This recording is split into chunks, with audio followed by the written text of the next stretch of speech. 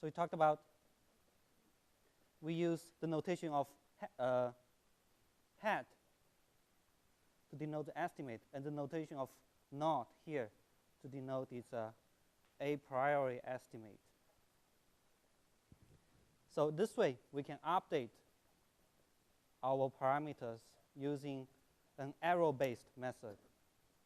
So I have actually also written this equation down on the blackboard over here. But essentially, you see, hopefully you can see the intuition here. It's an arrow-based update for the equation theta.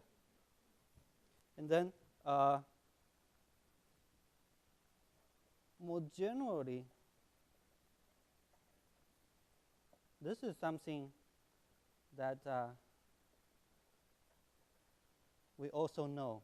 So this, what are the goal of doing this estimation? We are based on the goal of minimizing this least square cost function, I from 1 to k. So if this index is k here, then the index here will be k.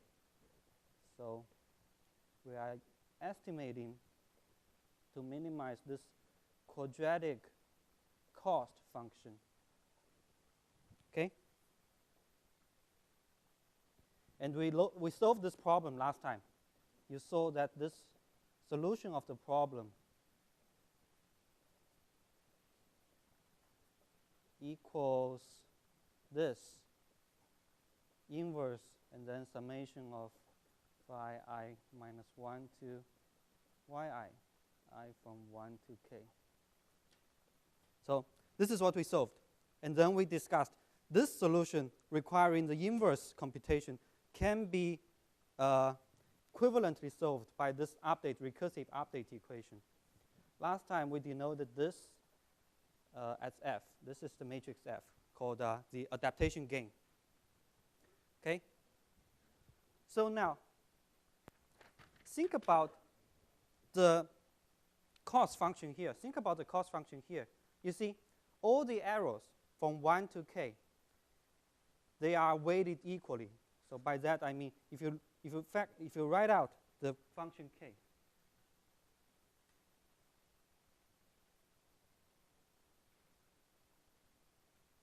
okay. So if you write out the function k, it looks like this: yk minus theta hat transpose k phi k minus 1 square, then plus yk minus 1 minus theta hat transpose k phi k minus 2 square, and then continues. Okay? So it means these arrows, they are weighted equally. They are weighted exactly equally. It turns out from time to time, we wanted to do something different, and that's the motivation of the first topic today. Okay? So think about this. If now, suppose k is, let's say, 1,000, and then we started the experiment at k equal to 0, then it's intuitive to see that these arrows made like close to this final index k will be more important than than the initial arrows you made. Okay, so we wanted to have some weightings, different weightings on these different modules in this summation over here. It is also important. For example, if your system is changing, then it's very, very important to have different weightings on the matrix, because it's definitely the system at the current moment. The arrows now will be more important than the arrows you made previously, because 1 day ago, your system is a different system, and now your system is a new system. So you wanted to capture the important information close to the current time index. That's about forgetting factor. Intuitively, it means about forgetting some arrows you made in the previous time index, and then focus on the current running of the experiment. Okay, it looks actually intuitive. In any kind of learning experience, you're gonna make some errors initially, and then you have. But it's very essential to remember those initial errors and then focus on the current materials you are learning. So if you didn't do so well in midterm 1, don't worry. Try your best in midterm 2 and final. That's forgetting factor. Forget about your unsatisfying scores previously. Focus on now. Right? So summarizing, previously we have assumed that the actual parameter is constant. Okay? So I mentioned if the actual system is time varying, it's very important to do this forgetting factor design. Okay? And if you look at, I have written down on the board about the update equation for the adaptation gain. You see, it satisfies this condition. Okay? So if, let me ask you, if the inverse matrix keeps increasing, what will happen to F? So if this is F inverse, what will happen to Fk? The size of Fk intuitively. It's going to decrease, right?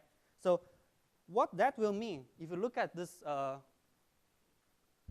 me write it here again. If you look at this parameter adaptation algorithm, what does that mean? It means you are doing less and less learning, right? This guy decreases. This guy decreases. So eventually, you're going to stop learning. Now, so adaptation becomes weaker and weaker. So for time variance type parameters, you can't do this. You can't let the learning stop. You have to introduce a mechanism to let this guy to be non-zero. So we need a mechanism to forget the old data and focus on the new data. So that's the main motivations for forgetting factors. And here is how we do it. So there are multiple ways, and this is the simplest way. Consider this. You remember this cost function. So consider I add something here. This lambda is called the forgetting factor. Lambda is between 0 and 1. Okay? So if you write this out, as I have done several slides ago, it looks like this. So the square arrow, the arrow square at time k has a unity weighing. And then at time k minus 1, it's going to be weighted by lambda. And k minus 2 is going to be weighted by lambda squared. And then so far, so forth. Now, because this is, let's say, 0.99, then you see we're having a less weighing on this data here. And then continues. As this lambda, the power of lambda increases, the weighing becomes more and more reduced. So with this cost function, you can do the same thing. You can take the partial derivative of j with respect to theta hat and then obtain the solution for this minimization problem. You can see you're going to obtain this equation. So over here, you see again the difference. Okay? Over here, the difference of the forgetting factor plays a role on these two terms over here. Now, look at again, if I denote again this Fk as this inverse matrix here. Very similarly, you can write out the recursive update equation for the adaptation gain. So if you take a look, Fk equals, in this case, summation I from 1 to k lambda k minus I phi I minus 1 phi I minus 1 transpose. Okay? So take the inverse, and then you see it's a big summation term. So you can obtain this dynamic equation for the adaptation gain. Now look at this. You see, lambda occurs here. So because of this, you can see Fk, because of this, you can see this inverse matrix not necessarily always keep increasing because you have a lambda here. This is less than 1. So you're going to have a non-zero adaptation gain in the end. That looks like this dynamic equation. Okay, and to obtain from here to here, you can use again the matrix inversion lemma.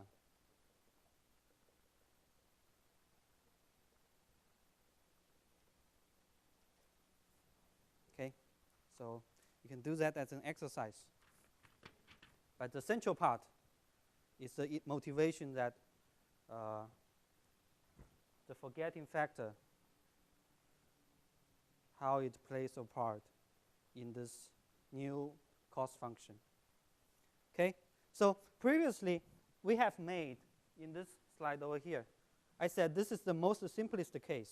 This lambda is a constant.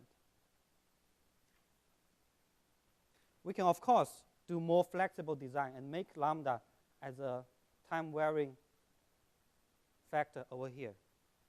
And this kind of time-varying forgetting factors corresponds to this updated cost function, where you have now different weightings. This is how the different weightings play a role. So for k minus 1, you have lambda 1, k minus 1. And then k minus 2, you have the more additional flexibility of getting lambda 1, k minus 1 times lambda 1, k minus 2. Okay? So in general, I won't go too deep to this. This kind of forgetting factor corresponds to this new cost function, where the weightings are defined by this product term of lambda 1. So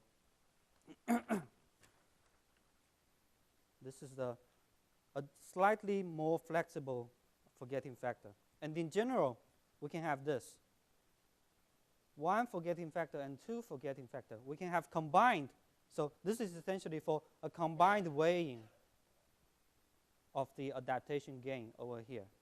Okay?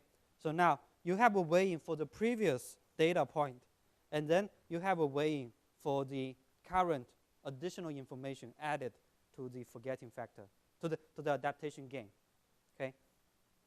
And some conditions, this you have seen already, then this should be more intuitive, that lambda, this forgetting factor should be less than 1. That's how you forget the previous data. And then this lambda 2 is going to be between 0 and 2. This is for stability requirements. So we'll come back to this maybe next week. Okay. Summarizing, now, I hope you can now see with different choices of the forgetting factors, lambda 1 and lambda 2, we can make this adaptation gain has many different forms.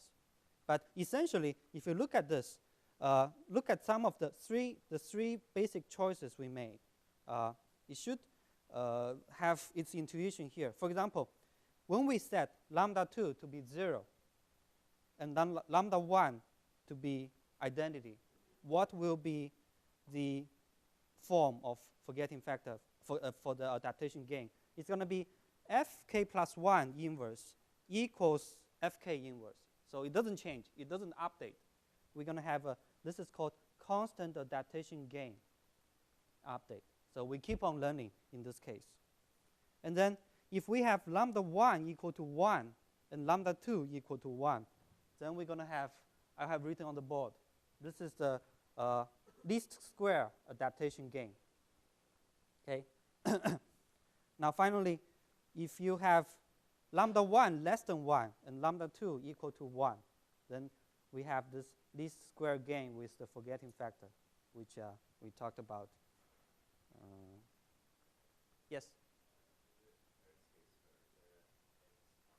Mm-hmm.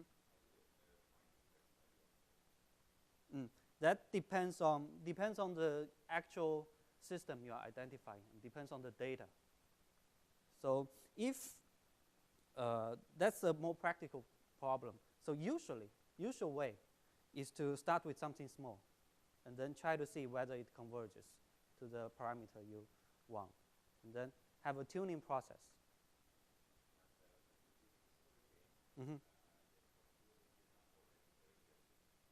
Mm-hmm. Yes, yes. In that case, it's a little bit easier. So set F0 to an identity matrix whose diagonal elements are usually large. Yeah, in that case.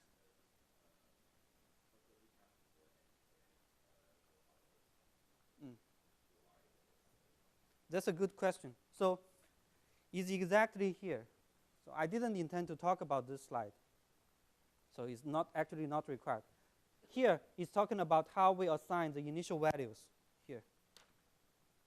How we assign. So here, I'm using more general case. I suppose K0 is the initial time. So turns out, if you can do some, essentially, if you can wait a few samples to let the identification run, then you can have a better initialization of the parameters and the update gains. That's the central idea. But I would suggest you to take a moment and read this, then come to me. I don't intend to talk into these details because these, the best way to do is to do some practice, and then you will know exactly how things happen. And you're going to have one example, one practical example in the next homework. So you will see how the initial values play a role. Okay. So now I want to start talking about I said technical stuff. Something you probably haven't seen before, but it's not really difficult. It's just technical. Many of the procedures here are like cookbook procedures. So once you get that, it's going to be no problem for you guys. So it's about stability of parameter adaptation algorithms. If you think about the procedure we have done, this kind of update laws, we are updating the parameter estimate by keep adding information to the PAA. Okay? If you think about this, we haven't talked about how this, if we keep adding information to that, how will is this theta finally going to converge to the true values? We didn't talk about that, right?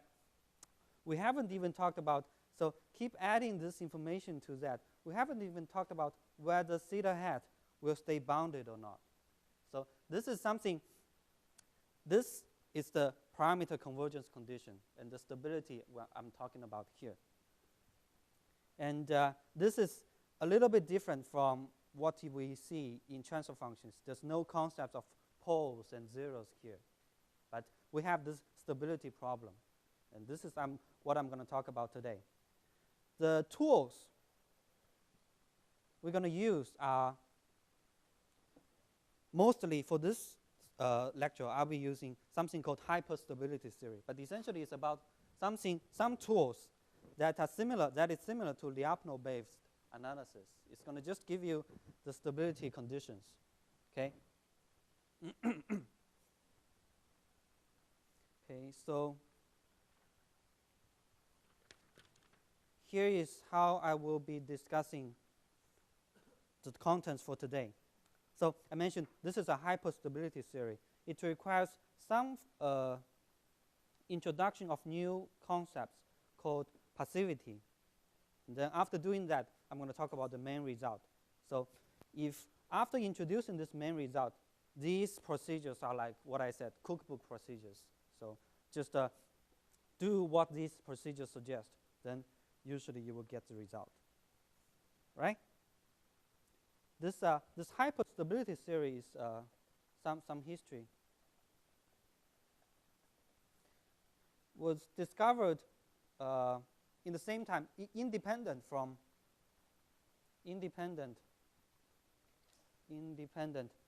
Lyapunov theory. Okay, it has certain advantages and certain disadvantages compared to Lyapunov analysis. So some quick result is you may have known that Lyapunov analysis, you have to come up with some Lyapunov candidate. And if you pick the wrong thing, you have to start all over again. So things will be a little bit different here. The person who invented this is called Popov, V.M. Popov.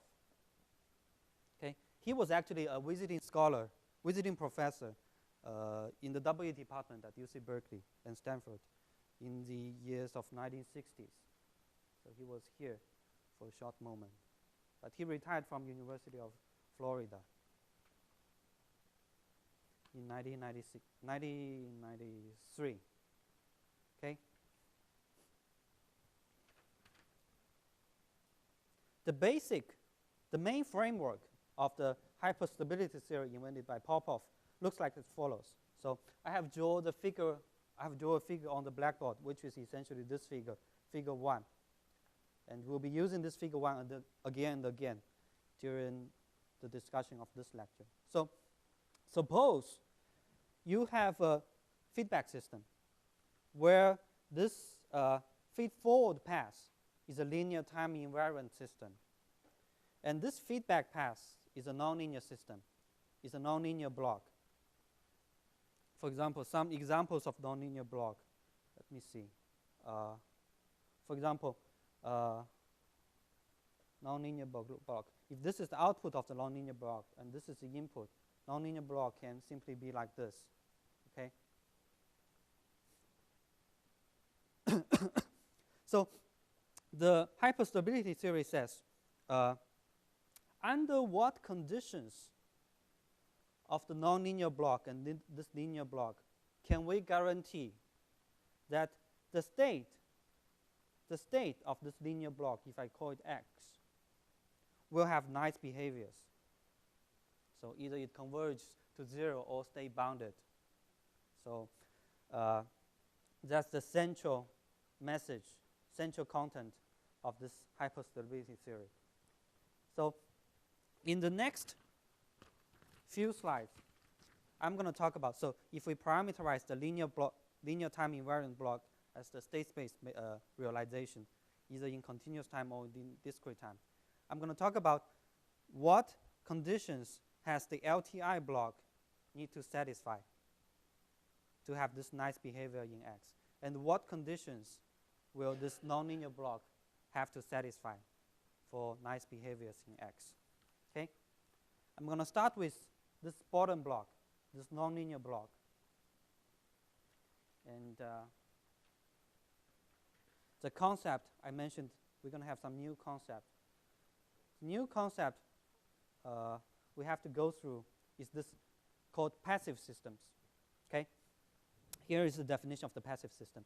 If we consider the input and output to a system, this system can be linear, nonlinear, or even time varying. But if we consider the input and output, and we take the inner product, this integration between the input and output, integration of the product between the input and output, okay?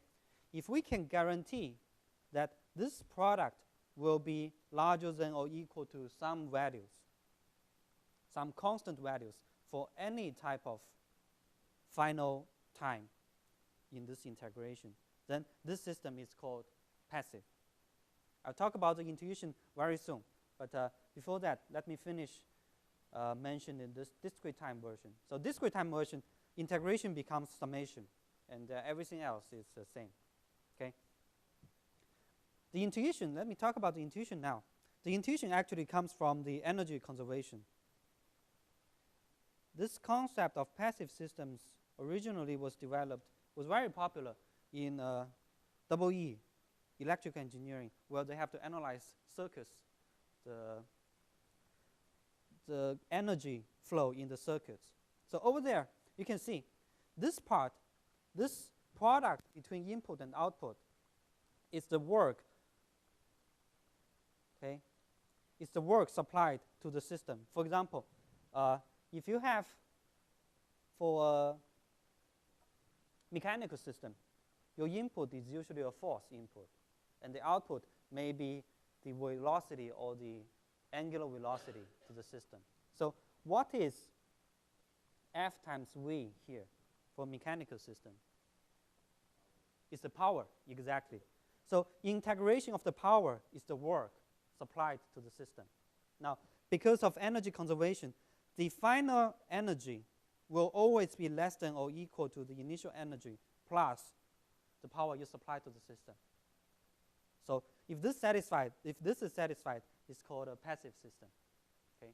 So in many engineering processes, you can imagine the system is going to be passive. Okay?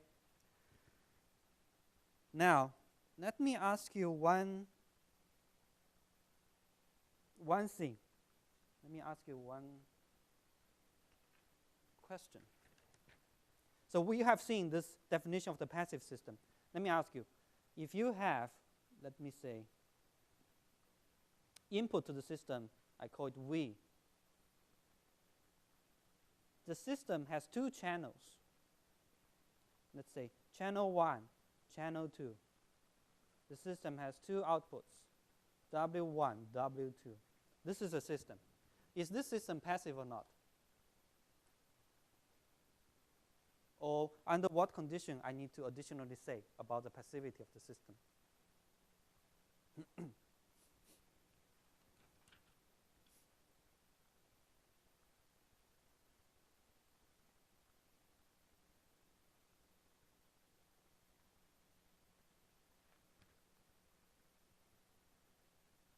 What's your guess?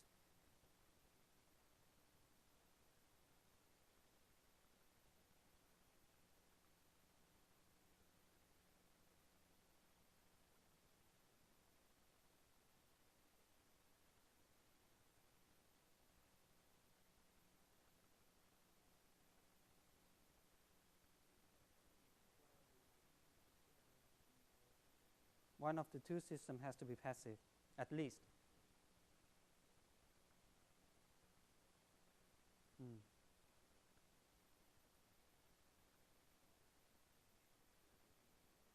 Both of them should be passive.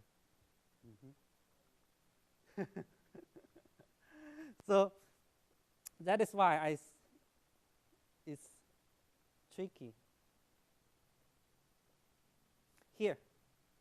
So if you want to formally apply the definition here, you're going to write out that the output is W and the input is V, right? And you want to evaluate integration from 0 to T1, W transpose, which is going to be W1, W2, times V, then dt, larger than some values, right? You see what's something that is strange, if you want to say. What is strange here? Minus sign. Minus sign is the same minus sign. Dimensions, right? You can't do this. The dimensions doesn't match. So a hidden message here is that the system has to have the same number of output as the input. The system has to be a square system. So just pay a little attention about the definition here. All right? So I've talked about something that's not usual. Let me talk about some examples that are usual. So, for example, consider first example. Let me say W is kV, and K is positive. Is this system passive or not? So let me do this example. I'm going to do the continuous time case. So we're going to evaluate W transpose times V, which is going to be kV squared dt. Okay? If K is positive, can we guarantee that this is larger than or equal to some constant? Right? So it's at least larger than or equal to 0. This system is passive. So this system, if you notice, this is a linear system. Okay? I mentioned passive systems can be nonlinear as well. So let me do this example of a nonlinear system where you have this. This is called sector nonlinearity. So the output depends nonlinearly on the input, but it's going to be within this sector here. Okay? So the output, the map between the input and output looks like this. If now you consider, let me say, the slope of this line be alpha 1, let's say, and the slope of this line be alpha 2. Alpha 2, I'm going to write it here. Then mathematically, it means W equals FV, and it's in the range of alpha 1 times V, alpha 2 times V. Okay, is this system passive or not? And why is that? So take a moment. Now, take a moment as an exercise. Take a moment to write out the definition of the passive system and then see whether it's passive or not. While you're doing that, I'm going to write out the third example.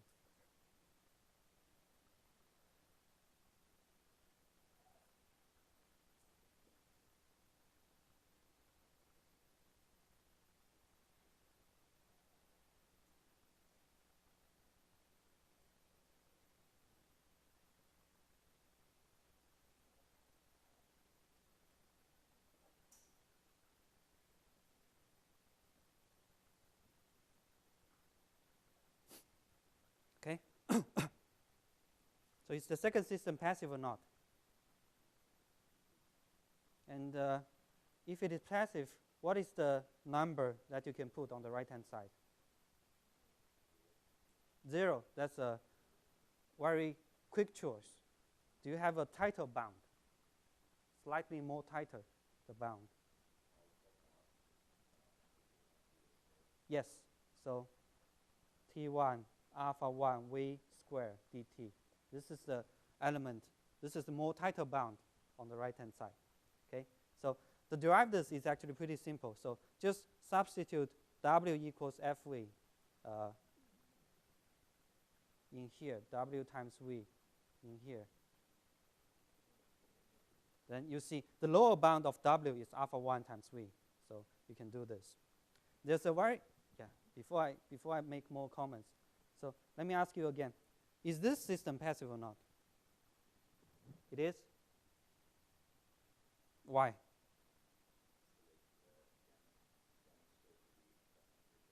So you see the form is actually very similar to this, right? That's very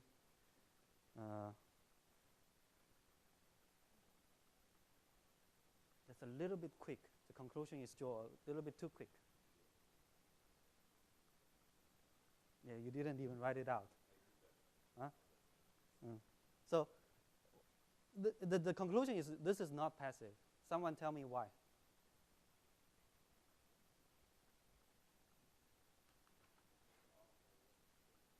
Alpha 1 can be negative in this case.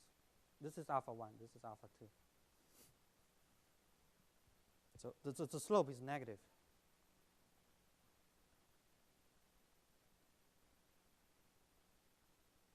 So the definition of here says, no matter how you choose the final index for the integration, there has to be a constant. This is a key message. There has to be a constant on the right-hand side that's going to bound you. Now, look at this case. Look at this case.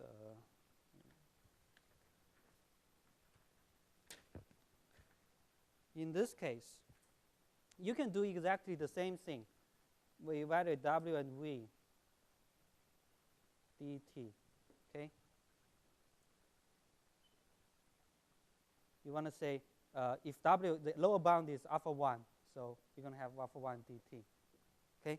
But now you see, if this final index is not fixed, you cannot have a fixed integer to bound this, because if you keep integrating, it's going to be negative, negative, negative. Okay? So if you still are not sure, you can take an even very extreme example.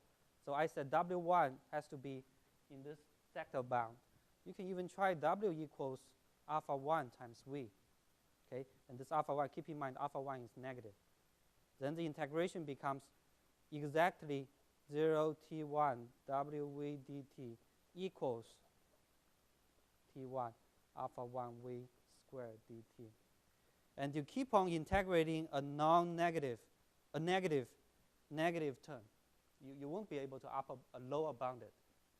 So that's a key message here. This gamma in the definition of passive systems has to be a constant. Okay? So as a very simple extension, we have the concept of passive systems and strictly passive systems.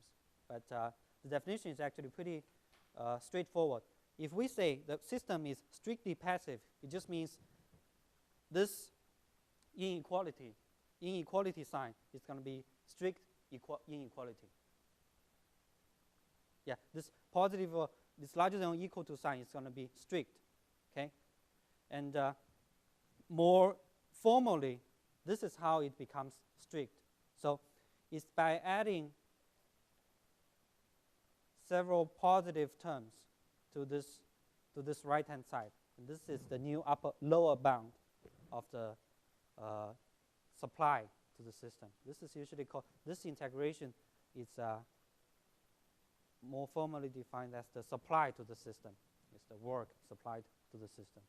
Okay, so if in this case you have a strict inequality here, by strict I mean by adding these positive terms, then the system is called strictly passive. This is just some quick extension also in the discrete time case. But for now, we don't need to worry too much. We will be focusing at the moment on passive systems. Okay, now a quick extension or something. If you have S1 and S2 both passive, then it turns out this parallel combination of the system is also going to be passive. And this feedback connection of these two systems is also going to be passive, right? I will do one example, and then I want you to be able to show the next example. Yes? The intuition of the passive, recall we did the example of the energy conservation. It means the system doesn't generate energy. Either it consumes energy or it preserves energy. That's the passive system. For example, a spring damper system is not going to create energy. It's going to consume energy. So that's passive system.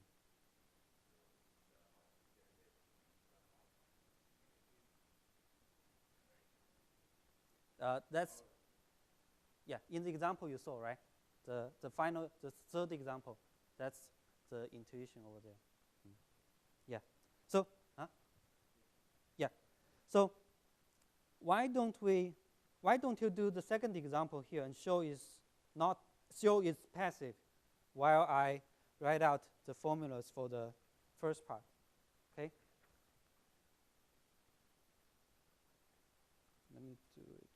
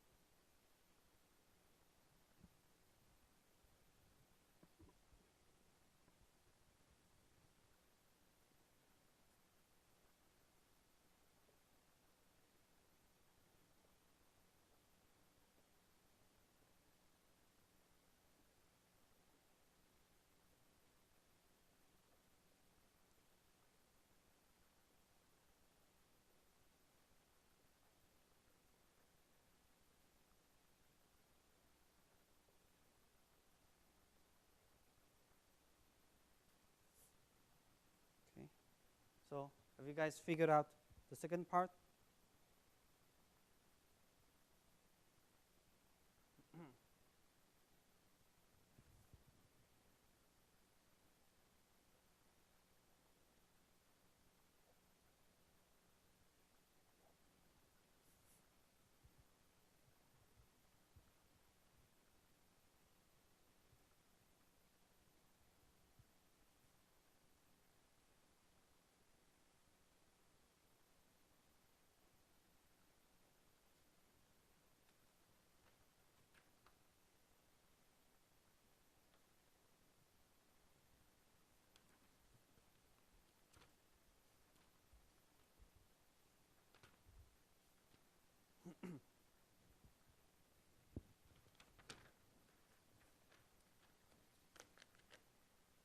All right.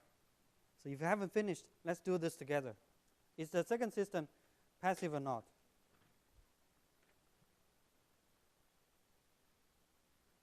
Let me introduce some notations I'm going to use. I'm going to call this as E, this as eta, let's say. Okay? To analyze the passivity of the system. The conditions the conditions we have for S1, the passivity means I'm going to do the continuous time case. Integration from 0 to T1, the output W inner product with the input E dt has to be larger than or equal to some fixed numbers. Then for S2, we're going to have integration from 0 to T1. Output is eta, input is W, larger than or equal to some number. Okay? And then we have this connection between E and eta as E equal to V minus eta. Okay? So how should I do to analyze the whole overall passivity of the system? What's the integration I have to evaluate? Someone tell me.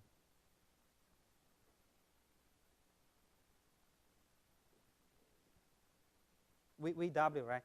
The actual input to this entire system is V, and this is the output. So I have to evaluate W transpose V times dt.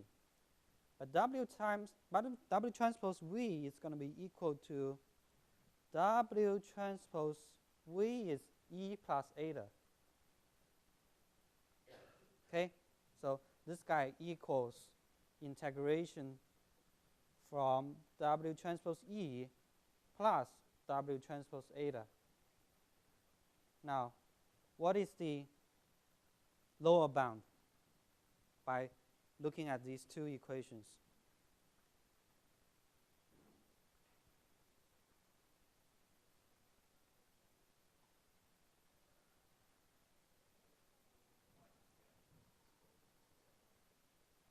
Yeah, you just add them up. So this is the lower bound for this feedback connection. Okay? So if you can do this one, then the first one is actually even more simpler. I wrote it down here, yeah. The first one is actually even more simpler. So again, consider this two individual subsystems first, and then when you consider the final final overall system, you're going to have to do this evaluation W transpose V. The W equals W1 plus W2. So you can get the similar result here. Right? So keep this in mind. This is actually going to become convenient when we do complex system analysis.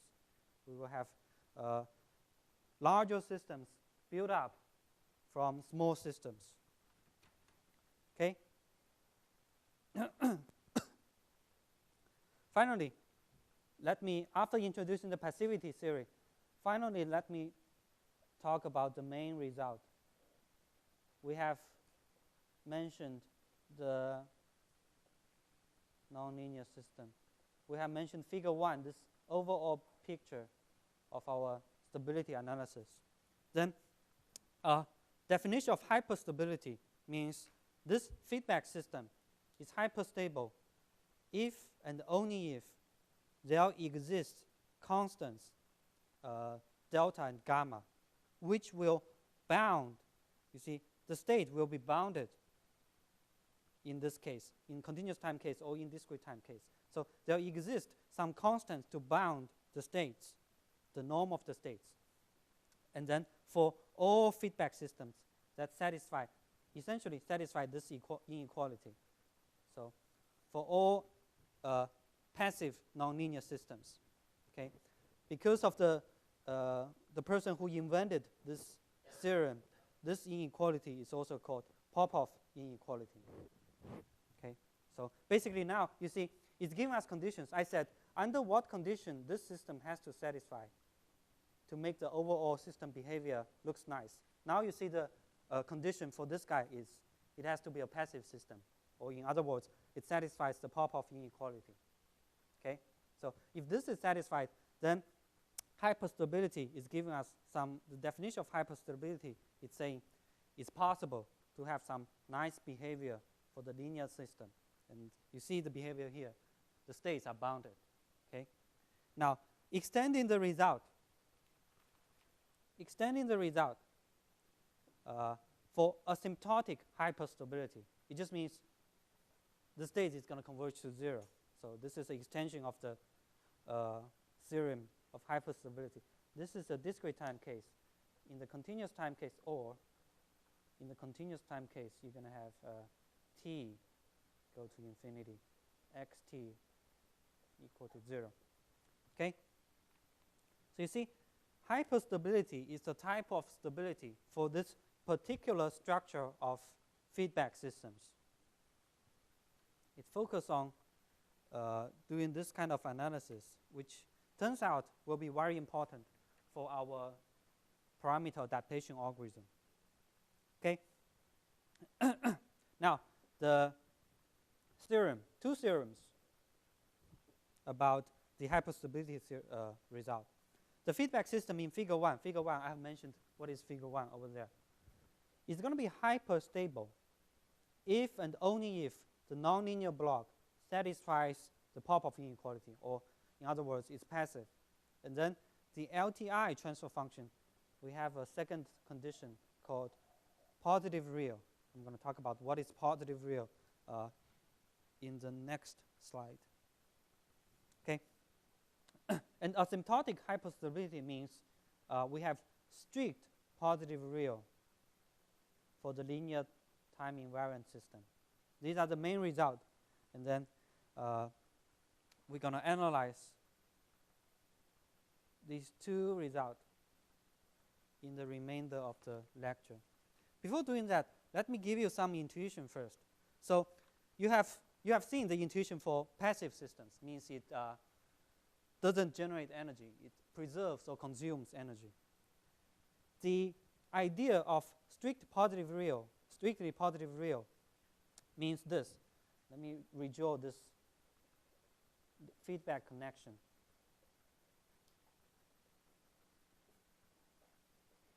Intuitively, this is what the theorem says. If this block doesn't generate energy, but this block consumes energy, then this overall system is going to consume energy. The energy of this entire system is going to reduce, keep on reducing to 0. Okay? So that's the concept of asymptotic hyperstability. Okay? So I've written down the intuition here. We're going to come back to this later. So a strictly passive system which consumes energy in feedback connection with a passive system which doesn't generate energy gives an asymptotically stable closed loop. Okay? That's the basic setup. So we have two new concepts here, positive real and strictly positive real. I would like to start doing a little introduction of these two concepts. Before I do that, let me ask you a question. Based on the writing here, let me see how to phrase this.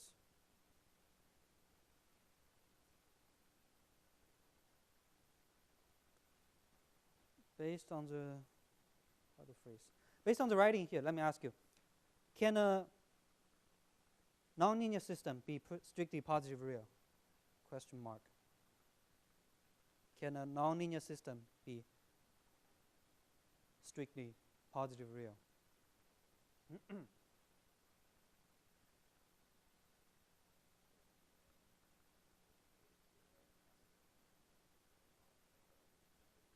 Right. So just based on this writing here, positive real and strictly positive real are for LTI systems. So because of that, we can talk about transfer functions. So we can talk about positive real and strictly positive real transfer functions. So that's a start. That's for this slide over here. Okay. Let me do the continuous time first. Positive real transfer function is defined by, for the single input, single output case, this transfer function is called positive real if, here are the two conditions. If g of s is real for any real value of s. So this one shouldn't be too difficult to see. Suppose, for example, 1 divided by s, integrator. You see, it is real for any real value of s. If s is real, then this is real. Then the second condition is that the real part of g of s is going to be positive for real part of s, if the real part of s is positive. So let me again take this example. The real part of s, if I write s as a complex number, sigma plus j omega. Sigma is the real part of s, and omega is the imaginary part of s. So the condition of positive real condition is saying if this guy is positive for sigma being positive, then this system is positive real. So you can do the algebra, you can do the complex analysis and see what is the real part of this, and then judge whether it's positive real or not.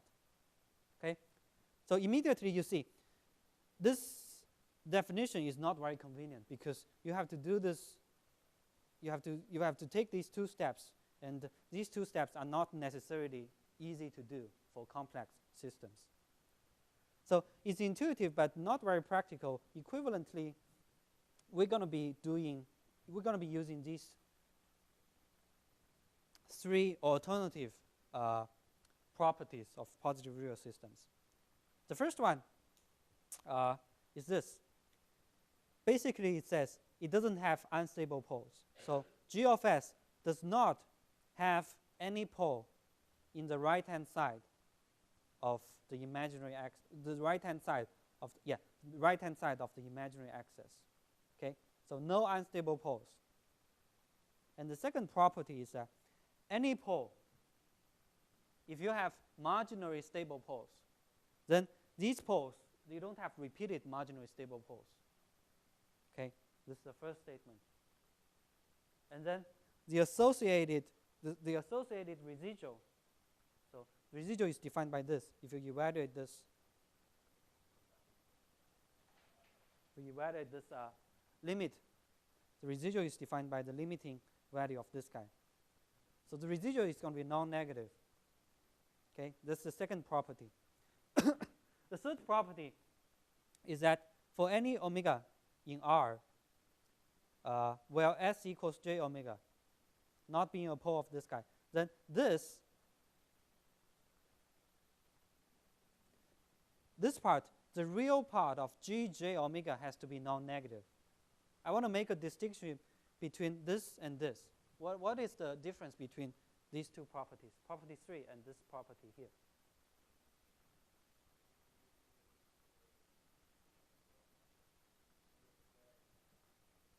Yes, exactly. So here, you have to evaluate this s as a general complex number, sigma plus j omega. But here, we have reduced the requirement to be only on the j omega axis. So this is one simplification. If you apply this one to this one, you can see immediately it's much more simplified. You just need to evaluate real part of gj omega 1 divided by j omega, whether it's positive or not, right? So this is one simplification. So I understand you might get, these are completely new concepts. Yes?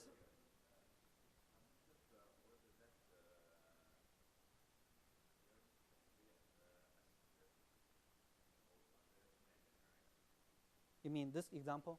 Yes? Why is that?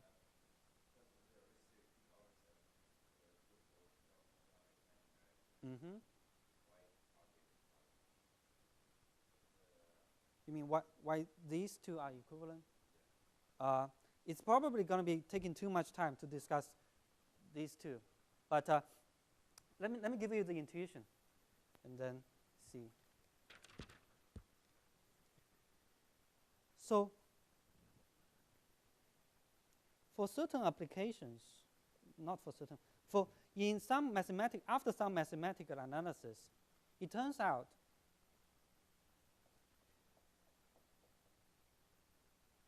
we don't need to evaluate the entire property of a complex function on the right-hand side. We can after simplification, we can reduce the analysis to this imaginary axis. Think about, for example, the Nyquist analysis. So Nyquist analysis, you're just evaluating on the j omega axis, right?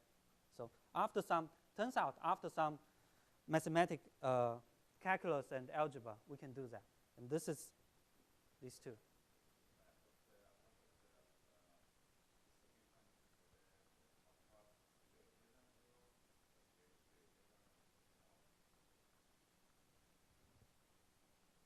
Yeah, no, it's because here, real part of S positive, then this positive.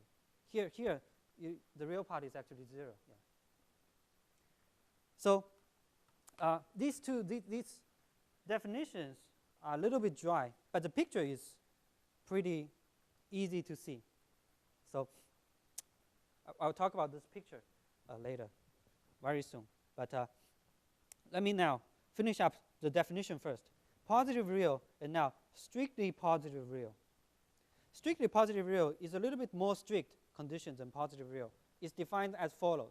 So if for a continuous time system, single input, single output, it's called SPR, strictly positive real, if, look at the conditions here, does not possess any poles on the right-hand side. Does not possess any poles here. Okay?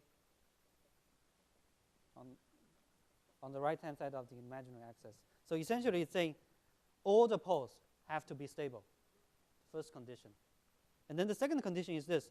The real part, when you evaluate the frequency response, has to be positive. So in pictures, this is the picture. So if you plot the Nyquist plot, okay, you are evaluating this guy. The Nyquist plot has to stay on the right-hand side of the imaginary axis. This is the more intuitive picture representation of the second condition. Okay, so stable system, and then frequency response lies on the right-hand side of the imaginary axis. This is a definition of strictly positive real systems. And we'll be focusing more on this part, strictly positive real system. Okay? So we have been discussing continuous time case. The same thing can be applied to discrete time case. For example, if we take a look at strictly positive real for discrete time systems, again, it's no poles outside or on the unit circle of the z-plane. So meaning all poles are stable, strictly stable.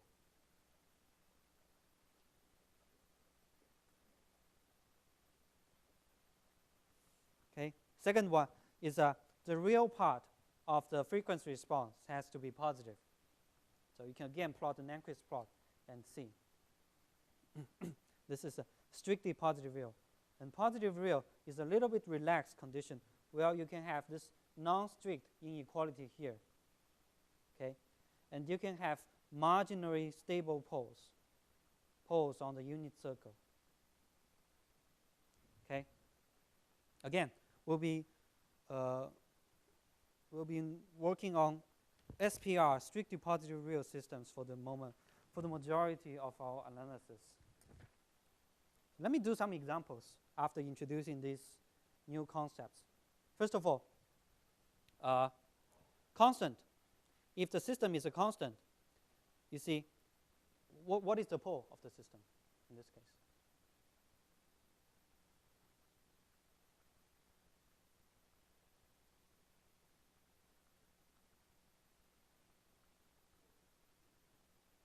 How do you conclude that?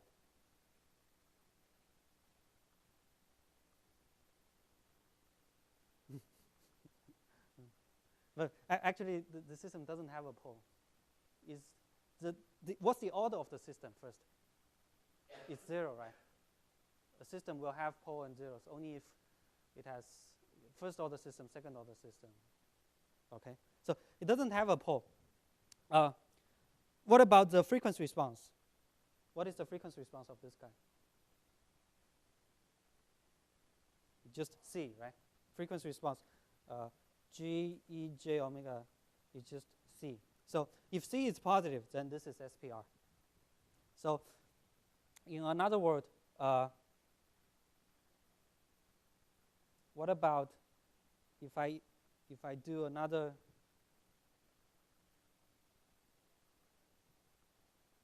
if I ask you the Bode plot of the system, it's going to be constant, constant, constant. What about the phase of the frequency response? If this is G, E, J, omega, magnitude, and angle, what is the phase of the frequency response? It's 0. Okay. So by doing this example, I want to mention one point that that may or may not be useful in your homework, which is this. We said the frequency response of the system, the Nyquist plot has to stay on the right-hand side of the imaginary axis. Now, if I ask you, what is the phase angle of Gj omega, Ej omega? Can you give me some bounds of the phase of the system from here?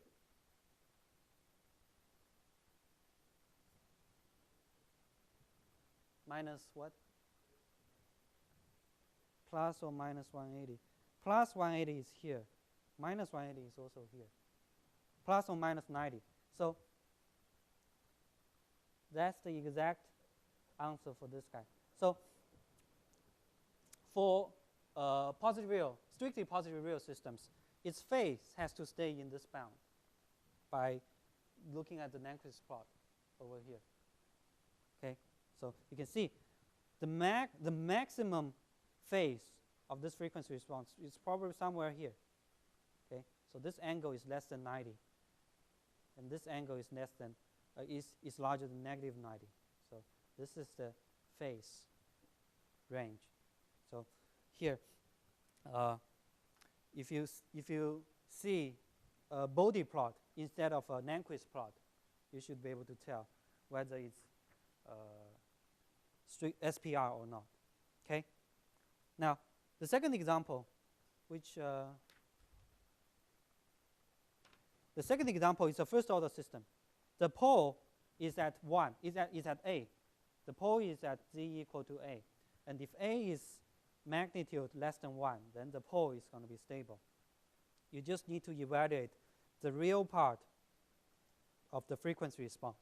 So this is what you can do in your homework. I think you're going to have a practice of this in the homework. So plug in Z equal to Ej omega.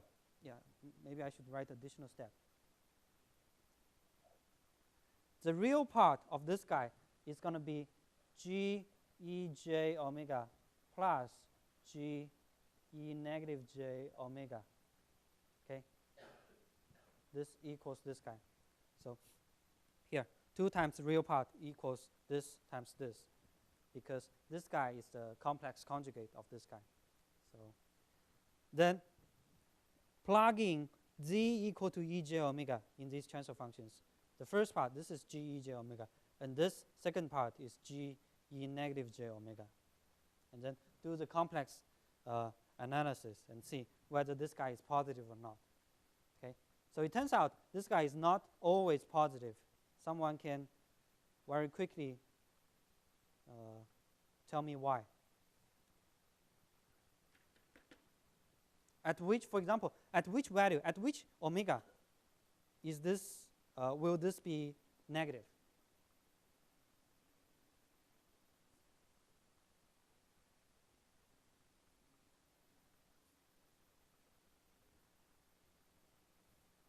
Omega equal to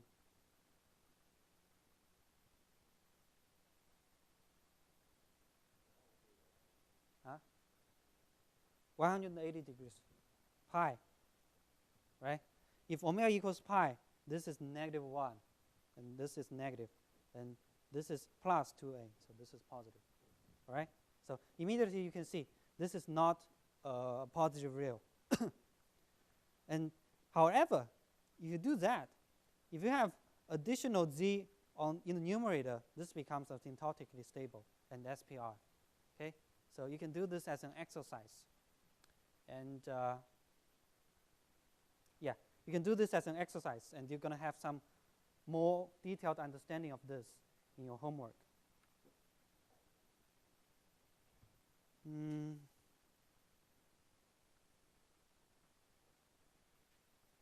We have 7 minutes. Let me do this. So up till now, we have learned passivity. We have introduced the main result of hyperstability theory. Here, the main message I want you to take is this block diagram, feedback block diagram. Okay, so under what conditions do these two blocks have to satisfy for hyperstability? And then we learned positive real and strictly positive real systems. So we made a remark. I made a remark that this is for linear system. Okay, and I made a remark that passivity can be for linear system or nonlinear system. So this is for linear system and nonlinear system. Okay. Now I want to make a connection between these two. Okay.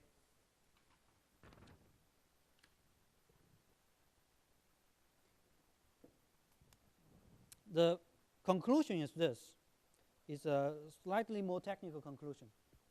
It says, if a linear system is strictly positive real, then it is strictly passive. This is the main message. Okay? So for linear system, strictly positive real implies strict passivity. Okay? The proof is down in the appendix. It's actually, this proof is probably too technical to do it in today's lecture, but I will see what I can do for this one. But it turns out we can prove that for linear time invariant system in a state space representation, in minimum state space representation, this means no pole zero cancellation. Okay, so for this linear system, it's going to be passive. Linear system is passive if the transfer function is positive real. It's going to be strictly passive if its transfer function is SPR. Okay, this is the connection between these two. And this connection is very central for the intuition I mentioned earlier. Okay, so hopefully I will finish today's discussion about by doing this intuition. So I mentioned nonlinear system, if it's passive, then it doesn't generate energy. A linear system, if it consumes energy, if it's strictly passive, then the whole thing is going to be consuming energy, so it's going to be stable, right? So we have talked about this part. We have analyzed passivity of the nonlinear system. And then if you think about it, for the linear system, what we have been analyzing is the strict positive real condition, SPR condition. Okay? And based on what I just said, SPR implies strict passivity. So you see, this is building the connection. For linear systems, if it's SPR, then it consumes energy. So the whole thing is going to be consuming energy and be asymptotically stable. This is the main, if you recall, the theorems we mentioned.